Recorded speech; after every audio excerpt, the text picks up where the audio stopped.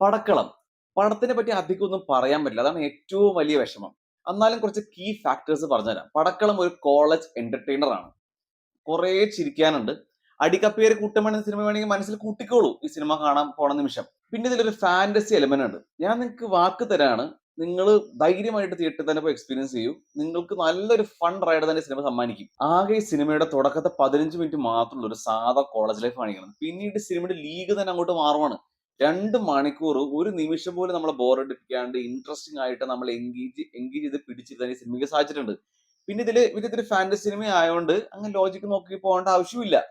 Comedies നന്നായിട്ട് workout ആയിട്ടുണ്ട്. അത് ആ നറേഷനൊപ്പം ചേർന്ന് തന്നെ പോയിട്ടുണ്ട്.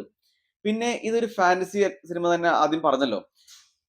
വളരെ സൂക്ഷിച്ച് തന്നെയാണ് ആ ഒരു ഫാന്റസി പോർഷൻസ് കൈകാര്യം ചെയ്തിരിക്കുന്നത്. ഈ സൂക്ഷിച്ച് എന്ന് പറയേണ്ട കാര്യം എന്ന് വെച്ച് കഴിഞ്ഞാൽ അത് നിങ്ങൾക്ക് കണ്ടാലേ മനസ്സിലാവുള്ളൂ. ഇതിലെ ഫാന്റസി എലമെന്റ്സ്, ആ ഫാന്റസി പോർഷൻസ് ഒക്കെ ഏതെങ്കിലും ഒരു നിമിഷം പാളിപ്പോയി കഴിഞ്ഞാൽ ഈ സിനിമ ഭൂലോക ഡിസാസ്റ്ററാ. പക്ഷെ മനു സ്വരാജ് എന്ന ഡയറക്ടർ വളരെ കിടിലനായിട്ട് വൃത്തിക്ക് തന്നെ സേഫ് ആയിട്ട് തന്നെയാണ് ഇവിടെ പ്ലേ ചെയ്തിരിക്കുന്നത്. നന്നായിട്ട് തന്നെ എക്സിക്യൂട്ട് ചെയ്ത് വെച്ചിട്ടുണ്ട്. ഫാന്റസി എന്റർടൈൻമെന്റ് ഭാഗമോ ഹ്യൂമർ ഭാഗം മാത്രമല്ല, ഇതിൽ ഇമോഷൻസ് എലമെന്റ്സ് പോലും വളരെ നന്നായിട്ട് തന്നെയാണ് ഹാൻഡിൽ ചെയ്തിരിക്കുന്നത്. Written by Manu and Nithin C Babu. നമ്മൾ എവിടേക്കോ കണ്ട ഒരു കഥേനെ പുതുക്കി മിനുക്കി നല്ല ഫ്രഷ് ആയിട്ട് തന്നെ എഴുതിയിരിക്കുന്നത്. ഇനി വീണ്ടും ഇങ്ങനെ നല്ലൊരു ഫാന്റസി എന്റർടൈനേഴ്സ് മലയാള സിനിമ വരട്ടെ എന്ന് തന്നെ ആഗ്രഹിക്കുന്നു. പിന്നെ അവരുടെ ആ ഒരു സ്വപ്നത്തിനെ മനു സ്വരാജ് നന്നായിട്ട് തന്നെ ജസ്റ്റിഫൈബിൾ എക്സിക്യൂഷൻ ആണ് തന്നെയാണ് ചെയ്തു വെച്ചിരിക്കുന്നത്.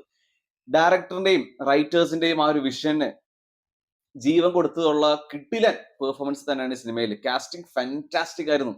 ഏറ്റവും ആദ്യം എടുത്തു പറയേണ്ടത് അങ്ങോട്ടും ഇങ്ങോട്ടും കട്ടക്ക് അഭിനയിച്ച സുരാജ് വെഞ്ഞാറമൂട്, ഷറഫുദ്ദീന്റെ പെർഫോമൻസുകളാണ്. അവർ ഇതിലെ ക്യാരക്ടേഴ്സിനെ പ്ലേ ചെയ്യാൻ അല്ലെങ്കിൽ അതിലെ പെർഫോം ചെയ്യാൻ ഒട്ടും ഈസി അല്ല. ഭയങ്കര കോംപ്ലിക്കേറ്റഡ് ആണ്. പക്ഷെ അവരൊക്കെ എന്ത് രസമായിട്ടാണ് പെർഫോം ചെയ്തിരിക്കുന്നത്. നമുക്ക് തന്നെ ഒരു പ്രത്യേക രസമൊന്നും ഇവരെ സ്ക്രീനിൽ കാണാൻ. കെമിസ്ട്രിയും അതേപോലെ തന്നെ ഡെവലപ്പ് ചെയ്ത് വെച്ചിരിക്കുന്നത്. പിന്നെ സന്ദീപ് പ്രതാപ് ശരിക്കും ഞെട്ടിച്ചിട്ടോ.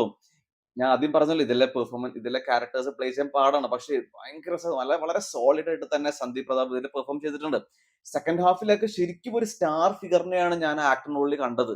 നന്നായിട്ട് തന്നെ സ്ക്രിപ്റ്റുകൾ ചൂസ് ചെയ്യുകയാണെങ്കിൽ നല്ലൊരു യങ് സ്റ്റാർ ആവാൻ തന്നെ ഈ ഒരു ആക്ടറിന് സാധിക്കും. അരുൺ പ്രദീപ്, സാഫ്, അജയ് അനിൽകുമാർ ഇവരും ആ ഫൺ മോഡ് നന്നായിട്ട് തന്നെ ലൈവാക്കി കീപ്പ് ചെയ്യാൻ സാധിച്ചിട്ടുണ്ട്. പൂജ മോഹൻരാജൻ ഐഷായിരുന്നു സുരാജിന്റെ വൈഫായിട്ട്. പിന്നെ ഇവരുടെയൊക്കെ 5 പേരുടെയും കെമിസ്ട്രി നന്നായിട്ട് തന്നെ എസ്റ്റാബ്ലിഷ് ചെയ്തിട്ടുണ്ട് സിനിമ. നല്ല രസമാണ് നമുക്കത് കണ്ടിരിക്കാൻ തന്നെ. രാജേഷ് മുരുകേഷനാണ് ഈ സിനിമയുടെ മ്യൂസിക് ചെയ്തിരിക്കുന്നത്. ഇടയ്ക്കേ മ്യൂസിക് ചെയ്യുള്ളൂ, പക്ഷെ ചെയ്യുമ്പോൾ നല്ല വൃത്തിക്ക് തന്നെ നല്ല ആ പടത്തിന്റെ വൈബ് അനുസരിച്ച് തന്നെ ചെയ്യുള്ളൂ.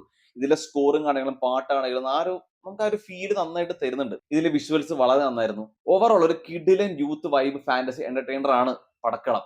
സർക്കിട്ട് ഫാമിലിക്കുള്ളതാണെങ്കിൽ പടക്കളം യൂത്തിന് വേണ്ടിയുള്ള സിനിമയാണ്. Must watch in theatres.